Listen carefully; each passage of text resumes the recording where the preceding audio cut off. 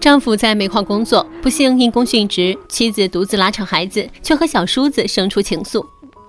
我想，我们永远做一家，真正的一家。已经成了寡妇的嫂子，又该如何回应这段感情呢？故事发生在南方某山区一个风景秀丽的小村庄。矿工王大猛和小竹是一对幸福的夫妻。大猛诚实善良，勤劳孝顺，为了给母亲治病，甚至没有钱结婚。小竹却一点也不嫌弃，反而更欣赏大猛的品德。他告诉大猛，自己就像传说中的田螺姑娘一样，因为看上了大猛的勤劳踏实，所以与他相爱。两人婚后相敬如宾，生活虽然并不富裕，却也十分幸福。很快生下一个可爱的女儿欢欢。小竹每日操持着家务，大猛则在煤矿工作，每天日出而作，日落而息。这天是大猛的生日，小竹一大早就起来忙活着杀鸡，想给大猛准备一顿丰盛的菜肴，又带着女儿欢欢来到河边洗菜。欢欢因为给爸爸抓螃蟹做下酒菜，被咬到了手指，疼得大哭起来。小竹为了安慰欢欢，从口袋里拿出一个小玩意儿，就给她讲了田螺姑娘的故事。欢欢不仅不哭了，还开心的又蹦又跳。小竹看着太阳越来越沉，欢欢绕绕的山路人烟渐渐稀少，便知道丈夫马上就要回来了。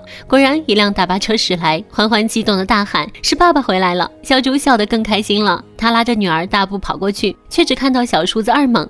二猛是特意从城里回来给哥哥大猛过生日的，他没见到大猛，因为大猛是没赶上车，走路回来的。在把带来的二锅头交给小竹后，自己转身去找大猛。小竹看着二猛远去的背影，心里放心了一些，便又回屋里继续忙活起来。今天的家宴还剩最后一道汤，汤快熬好了，二猛也回来了，却不见大猛的身影。他没有找到大哥，只能自己先回来。这时大巴车的轰鸣声再次响起，山路扬起阵阵尘土。小竹跑到门口，一看就是丈夫平日里搭的车，心里悬着的石头才放下来。可她没想到，这不是放下来，这是要把她的心震碎。因为车上下来的不是丈夫，而是丈夫单位的2个领导。小竹热情地邀请2个领导进屋用餐。2个领导进屋后，看着墙上优秀员工的奖状，面色突然凝重起来。这时二猛也脸色沉重地抱着欢欢进了屋，这让小竹有了不好的预感。她抓住领导的胳膊，问大猛到底怎么了。终于还是听到了那个让她绝望的消息，她的丈夫死了。小竹哭得撕心裂肺，女儿欢欢看着妈妈哭，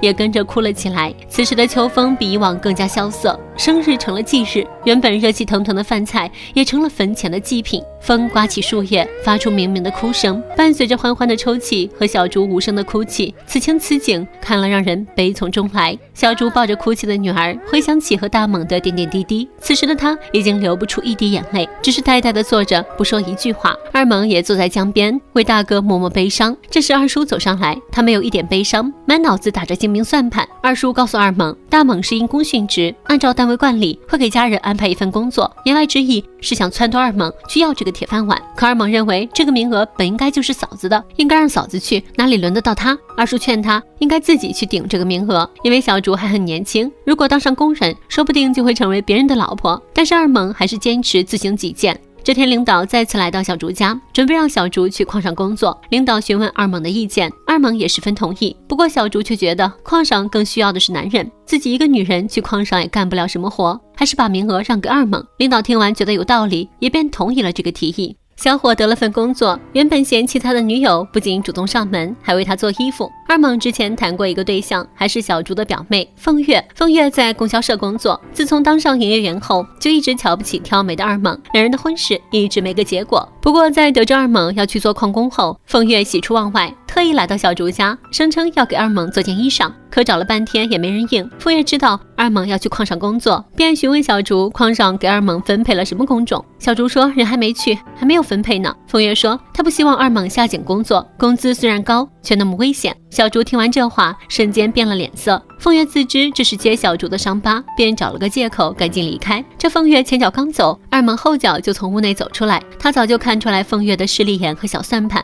你没听出来呀？他还等着看我分配什么工种呢。要是干地面工作，他当然愿意了。要是下井挖煤呀，小竹也有意撮合两人，第二天就带着二猛来到供销社找凤月，让凤月给二猛做身衣服。风月一改往常的傲慢，开开心心的给二猛量尺寸，干着手里的活，嘴里还不忘嘱咐二猛，让他到单位以后跟领导商量商量，安排个安全的地面工作。二猛顿时有些不爽，隐忍着没有爆发。好不容易量好了，风月又想让二猛陪陪他，二猛压根儿没这个兴趣，急不可耐的回家去了。回到家，小竹正在给他炒花生，好让他明早带到矿上去吃。看着小竹为他忙碌的身影，还有小竹的温柔善良，二猛心绪更加杂乱。第二天一早，小竹和女儿欢欢一起来给二猛送行。来到河边，风月早早的就在那里等待，他拿出连夜做好的衣裳，一脸娇羞，而二猛还在别扭着。好在有小竹缓解着尴尬的气氛，他叮嘱二猛，到了矿上不管分配到什么工作都要注意安全。风月跟着二猛一路来到矿上，得知二猛被分配当个机车师傅，不用下井后，便喜不自胜地飞奔回家，告诉母亲这个好消息。现在母女俩就等着二猛回来完婚了，而二猛这边却并不甘心，觉得自己应该到更艰苦的一线去。没过2天，便找到矿上的领导，主动要求去下井采煤，他要像大哥一样为国家做贡献。第1个月后，二猛跟随大队回到乡下，看到正在锄地的小竹，便主动接过锄头，在地里忙活起来。小竹回家做了一桌饭菜，一家子其乐融融。风月听说二猛回来的消息，也急忙赶过来。1个月不见，此时的矛盾也消得差不多了。得知二猛已经下井当了矿工，风月还以为二猛在开玩笑，没有当真。酒足饭饱，风月主动邀请二猛出去散步，看着2人离去的背影，不知怎的，小竹竟然生出一丝落寞。风月和二猛来到村里的小树林，2人又说起工作的事，风月这才知道二猛真的是下井挖煤了。风月想不让二猛下井，怕出事故，2人再次闹得不欢而散。这个男人有点烦忧，是选择温柔善良、善解人意的嫂子，还是见风使舵的初恋情人呢？男人陷入了纠结，他躺在床上，脑海里不断浮现出2个女人的对比。二猛的心越来越乱，他发现自己似乎爱上了嫂子。二猛起身穿好衣服，来到小竹房前，叩响了门。他不敢再面对自己的心思，想赶紧回到矿上去，用工作麻痹自己，却被小竹拦下。这外面黑灯瞎火的，怎么着也得吃了饭再走。2人进屋，二猛鼓起勇气向小竹表达了爱意。我想，我们永远做一家，真正的一家。此话一出，周围的空气都寂静了。小竹眼里闪着泪花和震惊，我可是你嫂子呀！这事如果传出去，肯定会被人笑话的。屋外的雨滴敲打着窗户，也敲打着2人的心。小竹劝二猛应该和风月踏踏实实过日子，可二猛眼里只有小竹，他觉得小竹善解人意，支持他的事业，不像风月自私自利。为了打消二猛的念头，小竹谎称自己已经有相亲对象了。可二猛也不是那么容易打发，他不停地问小竹相亲对象是谁，哪里人，做什么工作。小竹说是二叔介绍的科长，刚刚丧偶，城里人。见此前景，二猛心都要碎了，泪珠在眼眶里打转。他抓起墙上的包，夺门而出。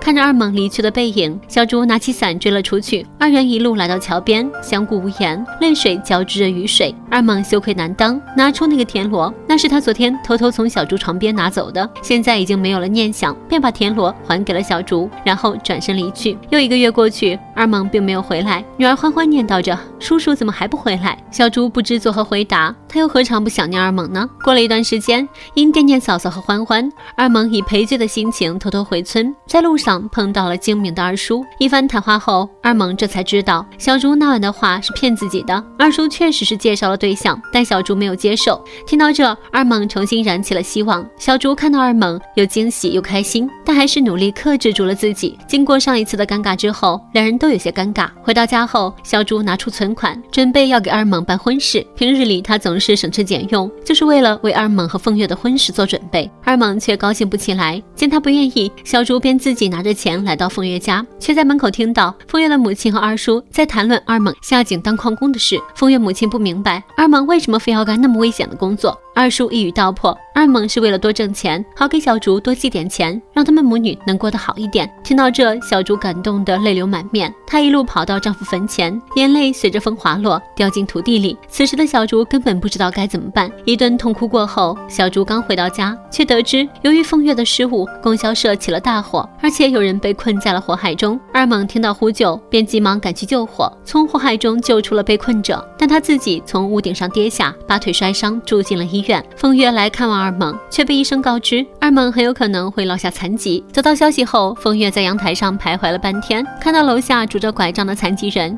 最终他还是不能接受这个事实，头也不回地离开了。此时的小竹还不知道风月的心思，他回到乡下，正好撞见要结婚的风月。原来风月回家后，在母亲等人的撮合下，风月不顾年龄悬殊，嫁给了二叔介绍的那个刚刚丧偶的科长。看着风月得意洋洋的样子，小竹气不打一处来。这天夜里，小竹彻夜难眠，她终于下定决心，听从自己的内心，应允了二猛的爱情。第二天一早，她换上新衣裳，拿上田螺，准备去医院看望二猛。母女俩欢快地走在弯弯的山路上，这条山路她走过无数遍，却从没有像现在这样感到无比的幸福。影片山道弯弯，通过对一位普通农村妇女小竹的生活遭遇的描述，歌颂了农村妇女的纯洁心灵与崇高品德，鞭挞了社会习惯势力。本期的故事就到这里了，咱们下期再见，拜拜。